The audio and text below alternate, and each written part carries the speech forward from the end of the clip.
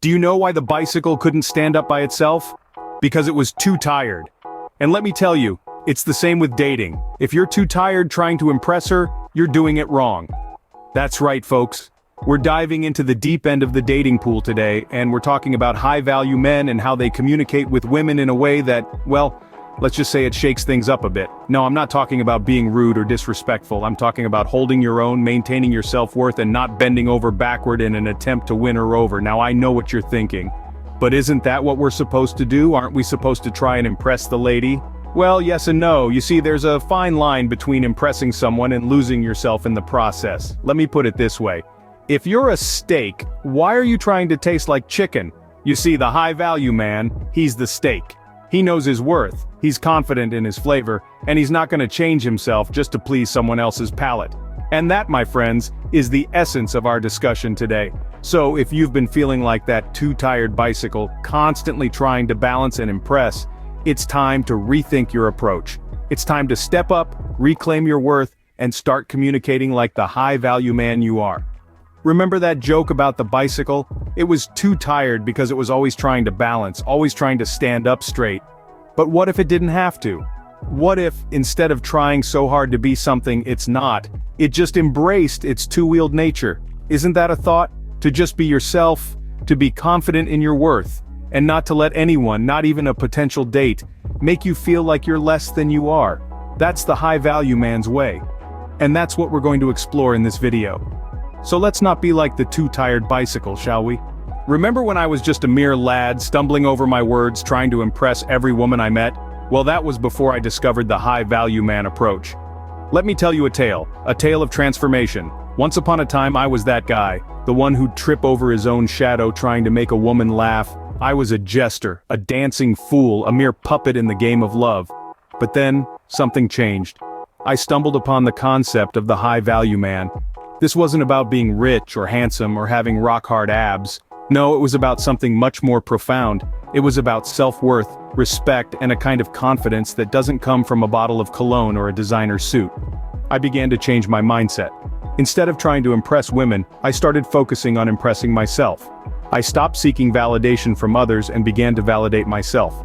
I cultivated my interests, pursued my passions, and started to respect my own time and space. Then came the change in my communication style. I learned the art of listening, really listening, to what a woman was saying. I understood that a conversation was not a battleground to showcase my wit or intelligence, but a dance, a give and take of ideas and emotions. I began to express my thoughts and feelings honestly, without fear of judgment or rejection. The impact was like night turning into day.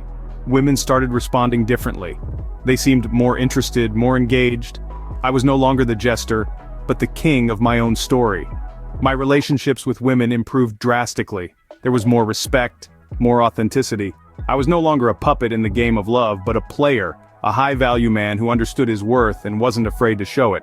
And that, my friends, is how I stopped being a too-tired bicycle. I became a high-value man, and my relationships with women have never been better. I am no longer that mere lad stumbling over words. I am the man who knows his worth and communicates it effectively. Now, let's get down to business. How exactly does a high-value man talk to women to destroy her ego? Well, gentlemen, the first strategy is about maintaining unshakable confidence.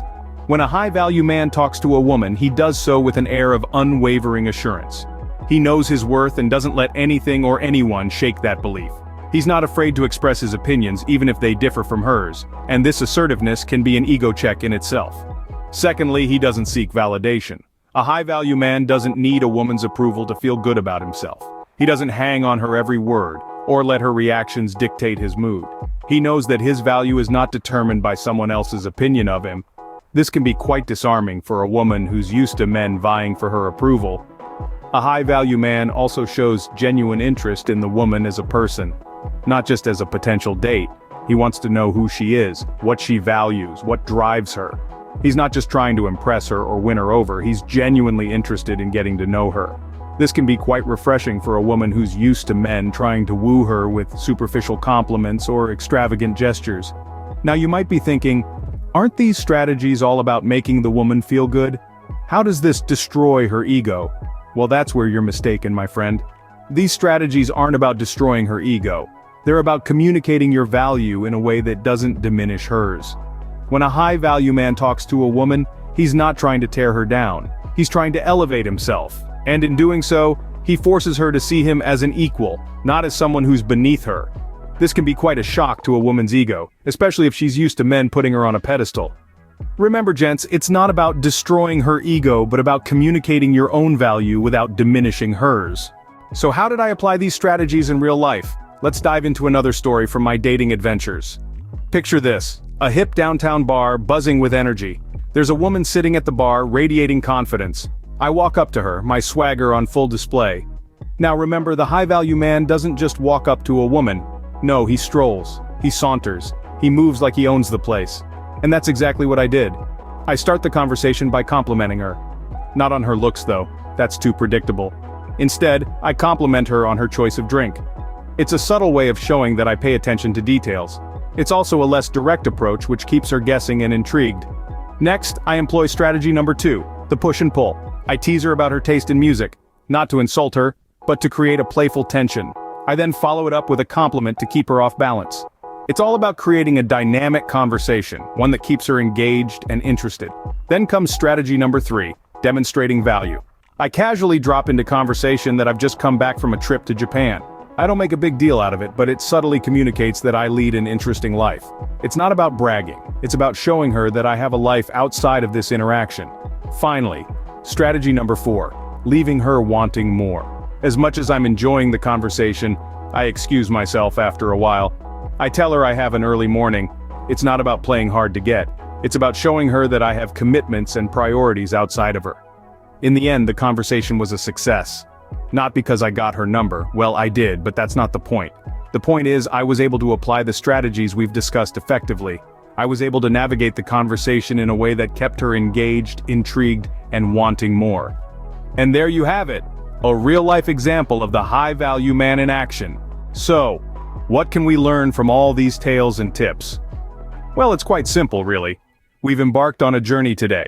A journey into the mind of the high-value man, his strategies, and how he interacts with women. Firstly, we've discovered that self-confidence is key. It's the cornerstone upon which all other strategies are built. It's not about being the loudest or the most outgoing. It's about knowing your worth, embracing your strengths, and accepting your weaknesses. It's about walking into a room and not seeking validation from others, but rather, knowing that you are enough just as you are. Secondly, we've learned that genuine interest in the woman you're talking to is paramount. It's not about pretending to be interested or just waiting for your turn to talk. It's about truly wanting to know her, understand her, and listen to her. This, my friends, is the secret sauce that sets the high-value man apart. It's the difference between a shallow conversation and a deep connection. Lastly, we've highlighted the importance of not seeking validation in conversations with women. If you're constantly looking for approval or trying to impress, you're not being genuine. This is a surefire way to come across as needy and insecure. Instead, focus on enjoying the conversation and getting to know her. Now, it's time to put these strategies into action. Practice them, make them a part of your daily interactions. Remember, it's not about being someone you're not, but rather, being the best version of yourself. Recall the story of the two-tired bicycle? It's a perfect metaphor for a man who's always seeking validation and approval. Don't be a two-tired bicycle, teetering and tottering, always on the verge of falling. Be a high-value man, steady, confident, and genuine. So next time you talk to a woman, remember, be confident, be genuine, and above all, don't be a two-tired bicycle. Happy dating, gents.